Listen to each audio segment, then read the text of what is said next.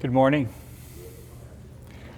I'm excited to hold my media briefing here at the new Eureka Branch of the St. Louis County Library. This full-service library replaces a leased facility with more than double the space and 60% more books and other collections than the previous location. Libraries, like many other institutions, were impacted by the pandemic. Branches were forced to close, but they didn't stop providing services. Library workers passed out masks and PPE and ran drive-through meal programs, operating now still at 10 library branches in St. Louis County. The meal program is in partnership with Operation Food Search, one of 7 agencies that received CARES Act funds to help St. Louis County respond to food insecurity during the pandemic. And our partnership agencies tell us that 75% of people who are seeking help with food from our food pantries are seeking help for the first time ever. All in all, St. Louis County invested $10.5 million of CARES Act funds in our food distribution programs. St. Louis County also provided $5 million to the library system to address the digital divide during the pandemic. We provided $4 million in CARES Act funds to purchase 6,000 Chromebooks and 10,000 hotspots in partnerships with our schools. And we also provided a subscription to all students in St. Louis County to tutor.com, which is a 24-hour access tutoring service online. Another $1 million of CARES Act funds was used to purchase GrandPad tablets, 1,500 GrandPad tablets. And these are designed to meet the needs of those over 75 so they can stay in touch with their loved ones and family members during the pandemic.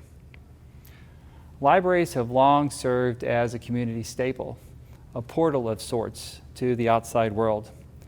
Once a place for books, libraries now serve as meeting place, places for friends to gather, a babysitter, and even a tutor. And now they're serving as vaccination sites. Last week, along with the Department of Public Health and our partnerships with Emergency Medical Services, we offered vaccines through our Lewis and Clark branch. And then today, vaccines will be offered here at the new Eureka branch. Growing up, my mom taught English and reading in our school. And she also worked in the library. She signed us up for summer programs in our community library, and she made it clear to us kids that in order to be successful, we needed to read and to read and to read. And last year, I was asked by a reporter which book had the greatest impact on me. And I think I surprised a few folks with my answer. It was Eric Carle's Very Hungry Caterpillar, which I think many parents will recognize. This was the first book that Jenny and I read to our firstborn, and then we read it over and over and over to him and to his younger brothers. And he was probably the real life changer for us and our family. And reading any book 1,000 times will affect you. But with any children's books, there are themes here for adults too. And the Very Hungry Caterpillar is a book about change. Change is inevitable. Change can be beautiful and good, and sometimes difficult and a little bit scary. And St. Louis County, like the rest of the world over the past year, has seen a lot of change.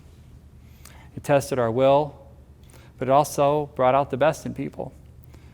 And out of our cocoons came friends and family and neighbors and strangers to show their selflessness, their generosity, and their empathy.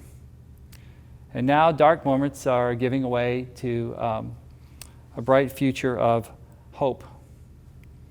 We are here because of the sacrifices that everyone made and people coming together to keep each other safe. Now, sadly, the writer of The Very Hungry Caterpillar died last month, but his beloved book and his messages will live on. And I'm sure he would be delighted to see a new library branch opening with volumes of new books for kids and adults here today in Eureka. So thanks for coming here today to cut the ribbon on a new place for kids and adults to learn and to explore. Thank you. Let's go to the ribbon cutting.